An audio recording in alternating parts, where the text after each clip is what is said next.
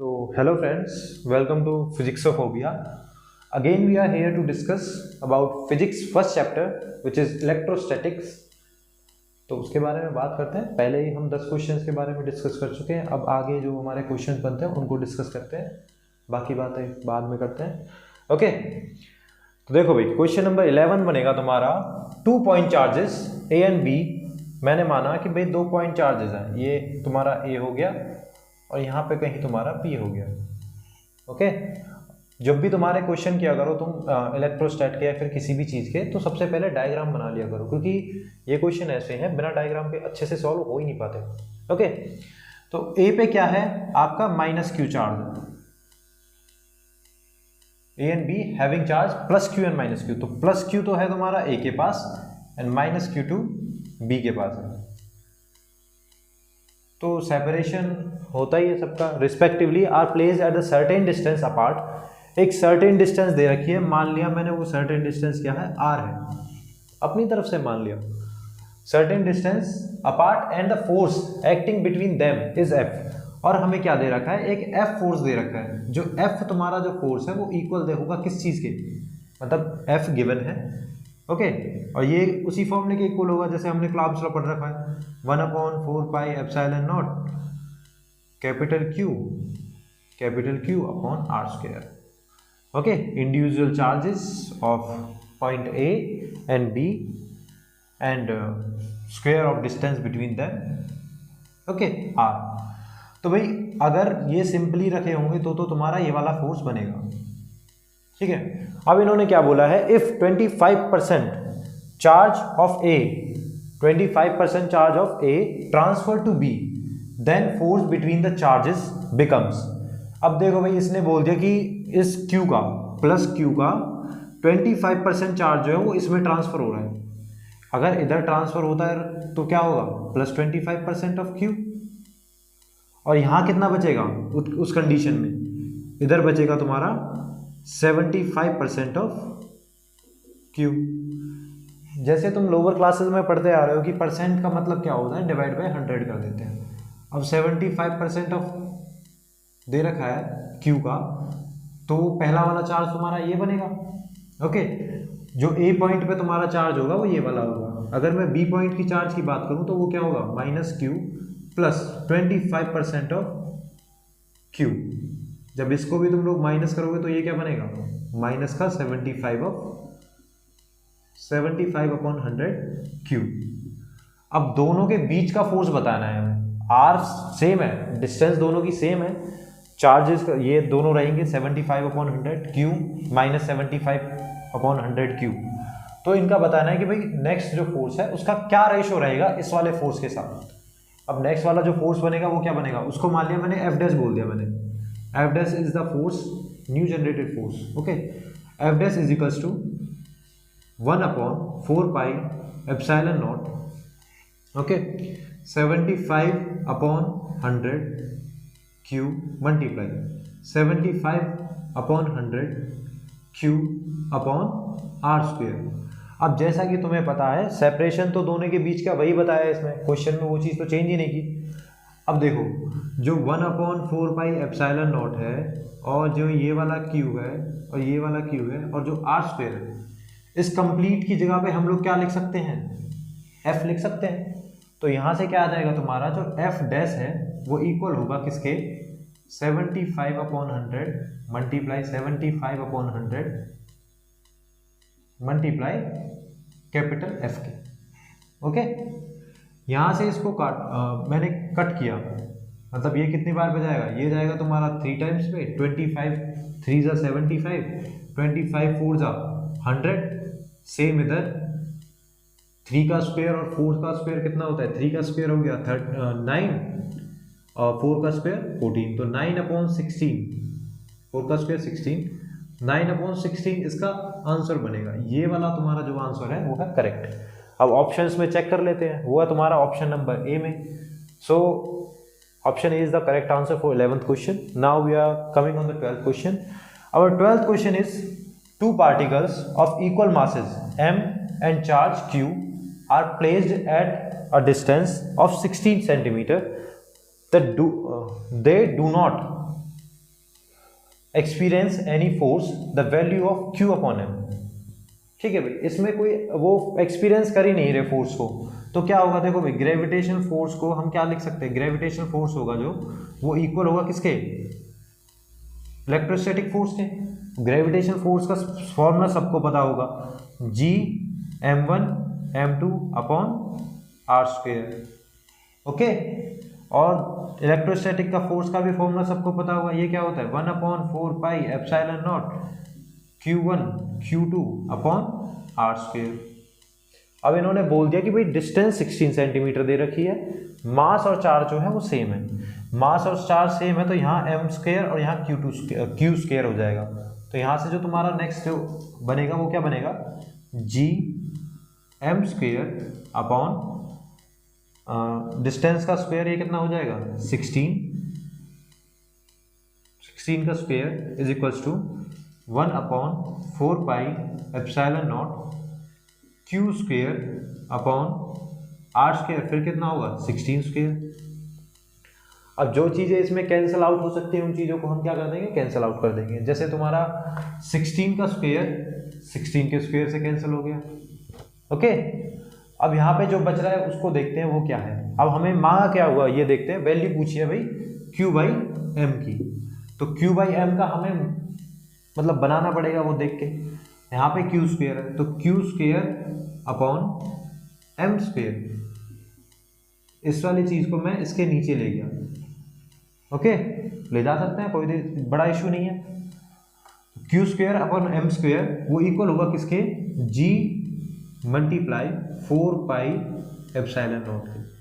Okay, अब देखो भाई यहाँ स्क्वायर है, यहाँ हमें पूछा है Q अपॉन m का, तो रूट कर देंगे दोनों साइड, तो यहाँ से क्या आ जाएगा Q upon m is equals to root of 4 pi epsilon naught G।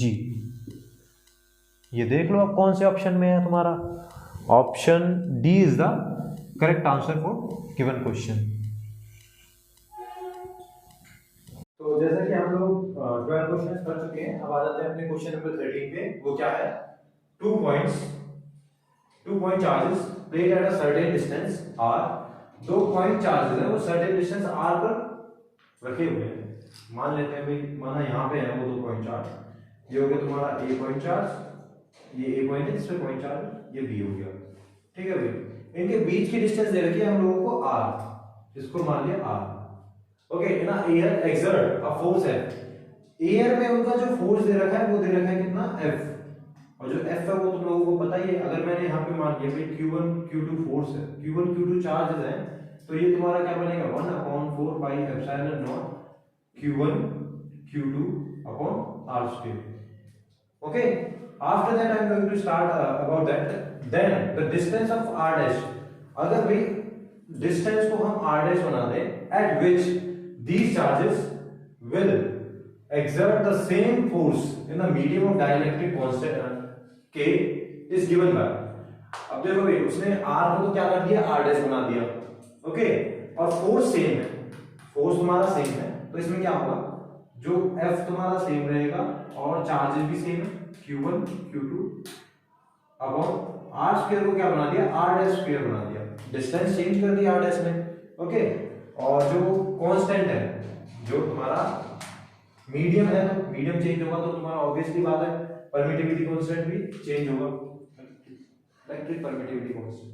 Okay, तो इसका जो यहाँ पे आएगा वो आएगा 1/4 pi epsilon K epsilon naught. Okay, अब इन दोनों को हम क्या कर देंगे, इक्वेट कर देंगे।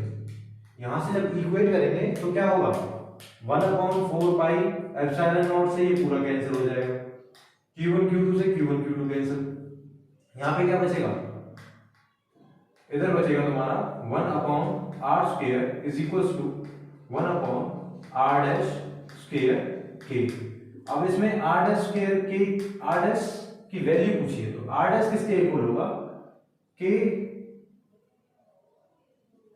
r डैश होगा तुम्हारा r स्क्वायर अपॉन K के, और यहाँ से ये रूट लग जाएगा, रूट लगने के बाद यहाँ क्या जाएगा r अपॉन रूट के, और जो r अपॉन रूट के है वो तुम्हारा बन रहा है ऑप्शन डी। तो answer will be your option D. अब हम लोग बात करते हैं क्वेश्चन नंबर 14 के बारे में। क्वेश्चन नंबर 14 क्या कहता है, an object A has a charge of -2 microcoulomb, -2 microcoulomb का एक चार्ज दे रखा है, -2 माइक्रोकूलम है, वो तुम्हारा होता है 10⁻⁻6 कूलम से इसकी मल्टीप्लाई करते हैं ना, उसी से तुम्हारा आ जाता है। ओके, इसकी एक लंबी सी सीरीज होती है पूरी, वो तुम्हें नेक्स्ट वीडियो में करा दूंगा बीच में, ऐसे संडे या फिर मतलब अदर डेज में बीच में कहीं ना कहीं डाल दूंगा। And the object B has charge +6 microcoulomb, इसमें +6 माइक्रोकूलम दे रखा है तुम्हारा बी पॉइंट चार्ज पे, और इसमें भी क्या होगा 10⁻⁻6 कूलम जो है वो मल्टीप्लाई होगा। Which of the following is true, तो इनमें से कौन सा ट्रू होगा? देखो भाई, इसमें जो ये चार्जेस दे रखे हैं, चार्जेस का कोई मतलब नहीं है, चार्जेस से कोई मतलब ही नहीं है इस क्वेश्चन का। हमारा मेन मतलब है, देखो तुम लोगों ने पढ़ रखा होगा वेक्टर कूलॉम लॉ, तो उसमें क्या होता है, तुम्हारा जो F12 है, जो force on first particle due to second particle is always equals to opposite direction of force second particle due to first particle, ये होता है। तो इसमें भी यही सेम चीज अप्लाई होगी। ओके, और ये इसके लिए भी होता है तुम्हारा रेडियस की, मतलब जो डिस्टेंस होती है, डिस्टेंस के लिए भी यही होता है, r12 is equal to minus of r21। ये नेगेटिव साइन तुम्हारा ये शो करता है कि भाई जो फोर्स है वो क्या है, अपोजिट डायरेक्शन में। ओके, जैसे कोई फोर्स, जैसे मैंने माना कि भाई अब एक रोड है, रोड पर क्या कर रही है, बस ड्राइव हो रही है, बस ड्राइव होते होते क्या हुआ, अब देखो भाई रोड जो बस है वो तो अपना फोर्स लगा रही है उसमें आगे बढ़ने के लिए, और जो रोड है वो अपने आप में फोर्स लगा रही है कि नहीं मैं इसको आगे नहीं बढ़ने दूंगी। तो वो जो नहीं लगा रही है फोर्स, उसको हम बोलते हैं तुम्हारा फ्रिक्शनल फोर्स। अब फ्रिक्शनल फोर्स, जब तक फ्रिक्शनल फोर्स से वो बस का फोर्स ज्यादा नहीं होगा तब तक बस जो है वो आगे नहीं बढ़ पाएगी। ओके, और यही तुम्हारा ये एक सिंगल लॉ ऐसा है जो कि तुम्हारा न्यूटन्स थर्ड लॉ को फुलफिल करता है। न्यूटन्स थर्ड लॉ जो क्या बोलता है तुम्हारा, every action has equal and opposite reaction. Okay, ना तो इस वाले क्वेश्चन का तुम्हारा आंसर बनेगा option B is the correct answer for this question. Now start करते हैं question number 15। Electric charge of 1 microcoulomb, एक इलेक्ट्रिक चार्ज है 1 microcoulomb, -1 microcoulomb, 2 microcoulomb are placed in air at the corner ABC respectively of equilateral triangle. देखो भाई, अब equilateral triangle दे रखा है हमें, और इसमें बोल दिया कि भाई 3 पॉइंट्स पे चार्ज है, माना यहाँ पे A पॉइंट है, इधर क्या है तुम्हारा B पॉइंट है, इधर C पॉइंट है। ओके, A पॉइंट पे जो चार्ज दे रखा है वो कितना दे रखा है 1 माइक्रोकूलम, और B पॉइंट पर -1 माइक्रोकूलम, और C पॉइंट पर कौन सा चार्ज दे रखा है आपका 2 माइक्रोकूलम। ओके, और इक्विलेटरल ट्रायंगल मतलब सीधी बात है भाई, जो साइड्स होंगी वो इक्वल होंगी, और इसकी साइड दे रखी है हमें क्या, having the length of each side 10 cm, the resultant force on the charge on at C। तो हमें C पर जो चार्ज है, जो C पर चार्ज की वजह से जो फोर्स लग रहा है उसको बताना है कितना बनेगा। ओके, अब हम लोग, अब जैसे हमें साइड दे रखी है तो ये भी 10 सेंटीमीटर होगा, ये भी 10 सेंटीमीटर होगा, ये भी 10 सेंटीमीटर होगा। अब 10 सेंटीमीटर को हम क्या करेंगे, पहले मीटर में कन्वर्ट करेंगे, क्योंकि हम मोस्टली जो हम सॉल्यूशंस करते हैं तो SI यूनिट्स में करते हैं, तो इसको SI यूनिट जो मतलब लेंथ की जो SI यूनिट होती है वो हम मीटर में लेते हैं मोस्टली, तो इसी वजह से यहाँ पे क्या आ जाएगा 0.1 मीटर। ओके, इधर भी आपका क्या आ जाएगा 0.1 मीटर, इधर भी 0.1 मीटर। जो भी तुम्हें दे रखा हो ना, सेंटीमीटर में जो भी चीज दे रखी हो उसको 100 से डिवाइड कर देते हैं, उसके बाद वो मीटर में कन्वर्ट हो जाती है। Now we are on a question. अब देखते हैं, जैसे सी पॉइंट को बोला कि क्या फोर्स होगा, तो सी पॉइंट पर मैंने बोला F C force on C point due to A point की वजह से क्या फोर्स बनेगा, तो ये क्या होगा 1/4 बाई एप्सिलॉन नॉट Q1 क्या होगा, Q1 होगा 2 माइक्रोकूलम, और माइक्रोकूलम को मैं अगर कूलम में चेंज करूंगा तो कितने से मल्टीप्लाई करूंगा 10⁻⁻6 से। ओके, मल्टीप्लाई Q2 चार्ज क्या है तुम्हारा 1 माइक्रोकूलम, 1 माइक्रोकूलम भी क्या होगा 1 मल्टीप्लाई 10⁻⁻6। ओके, और जो इसके बीच की डिस्टेंस है, दोनों बीच की डिस्टेंस कितनी है, ये है 0.1 मीटर, तो डिवाइड कर देंगे किससे 0.1 मल्टीप्लाई 0.1, सिंपल है, तुम्हें वही फॉर्मूला यूज करना है, क्लाउड्स लॉ क्या कहता है, जो एफ है वो इक्वल होता है तुम्हारा किसके 1/4 by epsilon naught q1 q2 upon r square. Okay, जैसे ही हम इस क्वेश्चन को सॉल्व करते हैं, यहां से पॉइंट हटाया तो यहां कितना आ जाएगा 100 आ जाएगा, और 1/4 बाय एप्सिलॉन नॉट की वैल्यू कितनी होती है 9 × 10 की पावर 9। ओके, तो यहां से जो तुम्हारा फोर्स बनेगा वो बनेगा कितना, देखो भाई 6 और 6 12 हो गया, 10 पॉजिटिव 9 जो पावर्स है वो क्या है पॉजिटिव, और 12 पावर्स क्या है नेगेटिव है, और ये 2 पावर्स और पॉजिटिव, तो 10 की पावर कितना हो गया माइनस का 12 और प्लस का 11। ओके, आफ्टर दैट अब 9 मल्टीप्लाई 2 करेंगे तो कितना आ जाएगा 18, तो यहाँ मल्टीप्लाई में कितना कर देंगे 18, और जब इसको हम सॉल्व कर लेते हैं तो ये कितना आ जाएगा 1.8 newton. Okay, the force on C due to A is 1.8 Newton. After that, we are going to discuss about the second point. Due to second point, B point. B point से जो force बन रहा है C पर वो क्या होगा? F force on C due to B वो equal होगा कितना? वही लगा देते हैं 9 × 10 की पावर 9।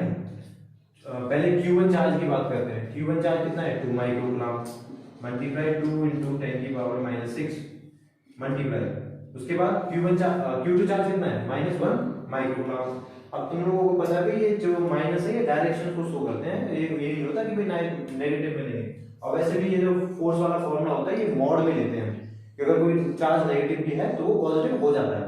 ओके, तो यहाँ भी उसी से मल्टीप्लाई करनी है 1 × 10 की पावर -6 अपॉन डिस्टेंस का स्क्वायर। डिस्टेंस कितनी है दोनों के बीच की सेम है 0.1 मीटर, 0.1 मल्टीप्लाई 0.1, तो इधर से भी हमें यही बनेगा 1.8 न्यूटन। ओके, अब जो हमारा रिजल्टेंट फोर्स होगा Fc, जैसे कि तुम लोगों ने सुपरपोजिशन प्रिंसिपल पढ़ रखा है, मैं सोच रहा हूँ कि तुम लोगों ने सारी चीजें पढ़ रखी हैं, उसके बाद मैं क्वेश्चंस करा। तो सुपरपोजिशन प्रिंसिपल के अकॉर्डिंग क्या होता है भाई, जो एड ऑफ ऑल द सम, मतलब एक किसी पॉइंट चार्ज पर तुम्हारा जो भी फोर्सेस लग रहे हैं उनका सम जो है वो रिजल्टेंट फोर्स होता है। तो Fc तुम्हारा कितना होगा FCA प्लस FCB, तो यहां से कितना आ जाएगा 1.8 प्लस 1.8, ये कितना आ गया 3.6 न्यूटन। ऑप्शन देखो भाई कहां पे, option D is the correct answer for the 15th question. Okay,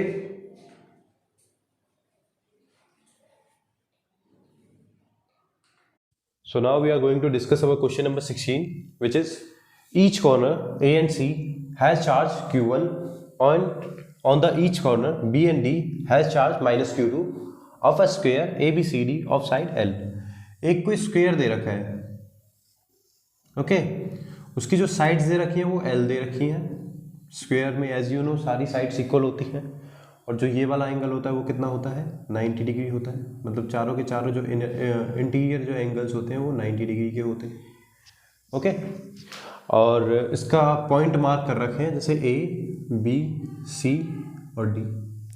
अब आगे क्या दे रखा है, charge at A in equilibrium, और ये एक चीज़ और दे रखी है, जो A और C है उस पर चार्ज दे रखा है तुम्हारा Q1, और B और D पर जो चार्ज दे रखा है वो कितना दे रखा है -Q2। ओके, अब इसमें बोला है कि जो चार्ज A है वो इक्विलिब्रियम की कंडीशन में, इक्विलिब्रियम की कंडीशन क्या होती है, जिसमें कि तुम्हारा जो टोटल फोर्स एक्सर्ट हो रहा है किसी भी पॉइंट पे वो कितना रहेगा, इक्वल 0 रहेगा।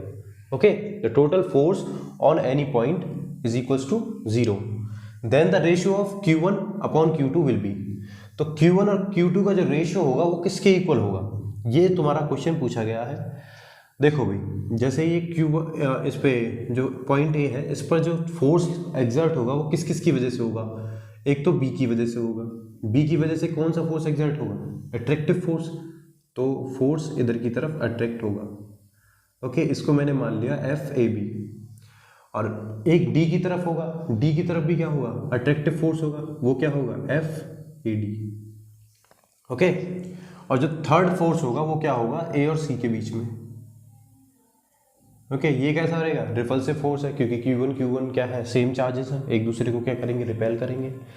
ओके, अब देखो भाई, जब दो चार्जेस तुम्हारे ऐसे जा रहे हैं, मतलब कि दो चार्ज तुम्हारे मतलब तुमने वेक्टर पढ़ा होगा, वेक्टर में क्या होता है कि भाई अगर कोई दो जो फोर्सेस हैं वो इस तरह से डायरेक्शन में, जो उनका रिजल्टेंट फोर्स होता है वो इधर की तरफ होता है, ओके।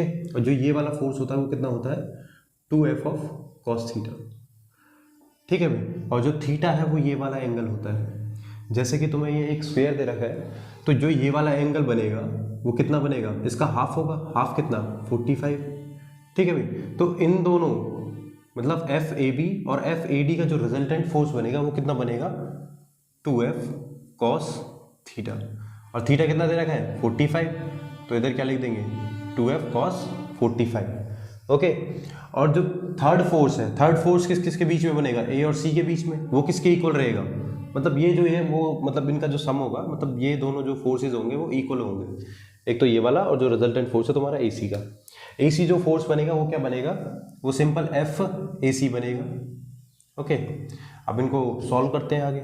इसमें कूलॉम्स लॉ लगाना है तुम्हारा, 2 इंटू एफ की जगह पे K Q1 Q2 upon L square, इनके बीच की डिस्टेंस क्या है L है, तो L का square cos 45 which is equals to FAC की बात करूंगा तो यहाँ पे क्या होगा K Q1 क्योंकि दो चार्जेस हैं वो कैसे हैं, दोनों सेम हैं, अपॉन इनके बीच की डिस्टेंस, ये कितनी डिस्टेंस AC का स्क्वायर।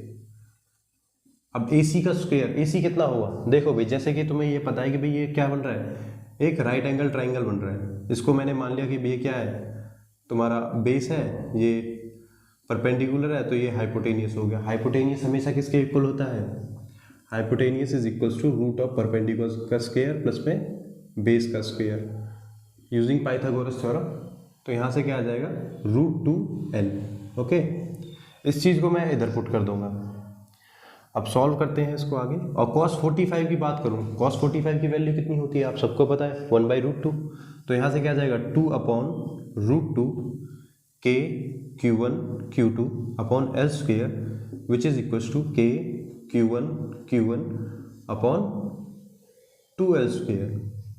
√2l का जब स्क्वायर करेंगे तो 2l स्क्वायर आ जाएगा। यहाँ से L स्क्वायर कैंसिल, Q1 से Q1 कैंसिल, K से K कैंसिल। तो यहाँ से जो रेशियो बनेगा तुम्हारा, मतलब मैं Q2 को क्या किया, मैं इधर ले आया, 2 को मैं इधर ले आया, तो Q1 अपॉन जो Q2 होगा वो किसके इक्वल होगा, ये आ जाएगा तुम्हारा 2 to the 4 अपॉन √2। जब इसको डिवाइड करेंगे तो कितना आ जाएगा 2√2। तो जो ऑप्शन तुम्हारा बी है वो क्या रहेगा, करेक्ट रहेगा। अब आते हैं अपने क्वेश्चन नंबर 17 पे। क्वेश्चन नंबर 17 क्या बोलता है, the force between two charges. देखो भाई दो चार्ज दे रखे हैं, मैंने माना वो दो चार्ज क्या है Q1 और Q2 हैं, इनके बीच में फोर्स दे रखा है। बीच की डिस्टेंस कितनी दे रखी है 0.06 मीटर, अपार्ट इज 5 न्यूटन। इन दोनों के जो बीच का फोर्स दे रखा है वो कितना दे रखा है 5 न्यूटन दे रखा है। फोर्स कितना है 5 Newton, okay. If the each charge is moved towards each other, मतलब दोनों चार्जेस को हमने क्या किया पास पास लेके आने की कोशिश की, और जो डिस्टेंस है वो कितनी कर दी हमने 0.04 metre, then the force between them will be. तो उनके बीच का जो फोर्स होगा वो कितना बन जाएगा, ये पूछा गया है। अब देखो भाई कूलॉम्स लॉ का अगर हम सिंपली यूज करें तो क्या होगा, F इज इक्वल्स टू, माना मैंने कि भाई कांस्टेंट K है और Q1 Q2 इनको मान लिया ऐसे ही, ओके, सेम रखा है सारी चीज़ें, और अपॉन में R स्क्वायर जो इनके बीच की डिस्टेंस है, ठीक है भाई। अब जैसे ही मैंने इसको पुट किया, ये माना मैंने F1 है, मतलब F1 इक्वल्स टू दे रखा है 5 न्यूटन और R1 इक्वल्स टू दे रखा है कितना 0.06 मीटर। जब इसको मैं सॉल्व करता हूँ तो यहाँ से मेरे को K और Q1 की वैल्यू मिल जाएगी, ओके। ये F1 कितना दे रखा है 5 न्यूटन, और जो R1 है, R1 का स्क्वायर कितना हो जाएगा, R1 का स्क्वायर हो जाएगा तुम्हारा 0.000। ऐसा करते हैं, इस पॉइंट को हटा लेते हैं, पॉइंट हटाया तो यहाँ से 36 अपॉन में, हाँ ये इतना बन जाएगा, ओके। और ये इक्वल होगा किसके, K Q1 अपॉन Q2 के। इसकी वैल्यू हमें यहाँ से पता चल गई, न्यूटन को हटा देते हैं यहाँ से, ओके। अब इसके बाद क्या करना है, जो हमें नेक्स्ट जो मतलब बीच की जो डिस्टेंस दे रखी है वो कितनी दे रखी है, R2 दे रखा है 0.04 मीटर। ओके, अब यहाँ से जो न्यू फोर्स जनरेट होगा, माना वो फोर्स क्या है, F2 है। F2 किसके इक्वल होगा, K Q1 Q2 upon R2 का स्क्वायर, क्योंकि भाई इसमें जो चार्जेस है वो तो सेम है, चार्जेस सेम है, तो नॉर्मली इसकी वैल्यू इसकी जगह पे मैं क्या पुट कर दूंगा, ये वाला। तो यहाँ से जो F2 होगा, F2 किसके इक्वल आ जाएगा, 5 × 36 अपॉन में 10,000 मल्टीप्लाई 1 अपॉन 0.04 मल्टीप्लाई 0.04, पॉइंट हटाया 100 लगा दिया, ये पॉइंट हटाया फिर 100 लगा दिया, इन दोनों 100 से ये पूरा का 10,000 कट जाएगा। ओके, फिर 4 से मैंने क्या किया, इसको काटा, ये कितना आ जाएगा 9, तो यहाँ से F2 कितना आ गया 45/4, और जब मैं इसको डिवाइड करूँगा ये कितना आ जाएगा 1.125, ओके न्यूटन। जो इस 17 क्वेश्चन का जो आंसर रहेगा वो तुम्हारा रहेगा question number B. Okay,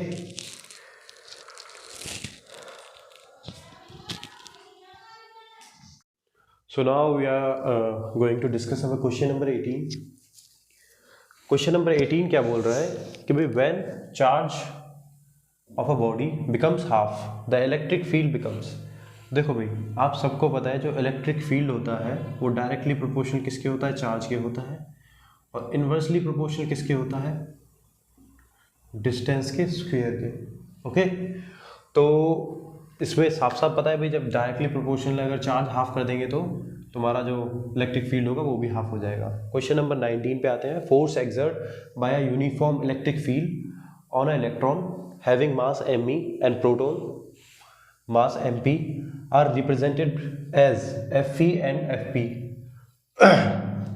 respectively are related as. देखो भाई, आप सबको पता है कि भाई जब इलेक्ट्रिक फील्ड की बात आ जाए ना, तो इलेक्ट्रिक फील्ड में तुम्हारा मास का कोई रोल ही नहीं होता, तो इसी वजह से इसमें जो तुम्हारा नॉर्मली जो फोर्स ऑफ इलेक्ट्रॉन है वो इक्वल रहेगा फोर्स ऑफ प्रोटॉन के, क्योंकि ये मोस्टली डिपेंड करता है चार्ज पे, और चार्ज कैसा होता है उसको मॉड में लेते हैं, नेगेटिव भी होगा तो भी उसको पॉजिटिव कर देते हैं, अपोजिट डायरेक्शन हो सकता है, बट ये नहीं है कि भी कुछ और हो जाए, तो इसी वजह से जो Fe होगा वो इक्वल्स टू होगा किसके, Fe के। ओके, तो क्वेश्चन नंबर 20 पे आते हैं। क्वेश्चन नंबर 20 क्या बोल रहा है, a positive charge ball Hanks from a silk thread. देखो भाई, एक बॉल है पॉजिटिव चार्ज की, उसको थ्रेड से हैंग कर रखा है। We put a positive test charge Q2 at a point and measure F/Q0 that then it can be predicted that F/Q0 then it can be predicted that electric field strength E। देखो भाई, जब इसमें normally बोल रखा है कि इसमें positive charge है, ओके, और जैसे ही हम कोई टेस्ट चार्ज लेके आते हैं इसके नियर बाय, तो क्या होगा, एक इलेक्ट्रिक फील्ड जनरेट होगा। ओके, अगर नॉर्मली ये बॉल अलग होती, जैसे माना कि भाई ये पॉजिटिव बॉल इधर है और यहाँ पे मैं अपना Q0 टेस्ट चार्ज है उसको लेके आया, तो ये जो फील्ड एक्सर्ट करेगी वो क्या करेगी, कैपिटल E करेगी, ये वाला जो E है उसे एक्सर्ट कर रही है। ओके, और अगर मैं इसको हैंग कर दूंगा तो क्या होगा कि भाई जो चार्ज है वो क्या करेगा, डिस्ट्रीब्यूट हो जाएगा पूरे थ्रेड के अंदर और इसमें इस बॉल के अंदर, तो इस वजह से इसमें क्या रहेगा, थोड़ा कम चार्ज होगा। कम चार्ज होगा तो जो इलेक्ट्रिक फील्ड होगा वो क्या होगा, कम शो करेगा, तो इसी वजह से जो ये वाला इलेक्ट्रिक फील्ड है वो क्या रहेगा, ज़्यादा रहेगा, मतलब जो इलेक्ट्रिक फील्ड ये है वो ग्रेटर रहेगा किससे, F/Q0 से। ओके, तो जो ऑप्शन नंबर तुम्हारा सी है वो क्या है, करेक्ट है, no option A is the correct answer. Okay, thank you for watching the video. I know guys, ये वीडियो काफ़ी लेट आई है और इसमें कुछ प्रॉब्लम्स थी, मतलब फैमिली इश्यूज़ हो गए थे, इस वजह से थोड़ी लेट बन गई है। बाकी शेड्यूल बन चुका है, आगे से आपको टाइम टू टाइम वीडियो मिलेगी, और सॉरी फॉर द डिले, इतना लेट अपलोड नहीं करना चाह रहा था बट काफ़ी डिले हो गया, और मेरी हालत देख के सोच ही सकते हो, सुबह सुबह उठते ही वीडियो बनाई है। नेक्स्ट टाइम आई होप आपको अच्छी वीडियो बना के दे पाए। So thank you for watching the video and do subscribe the फिजिक्सोफोबिया।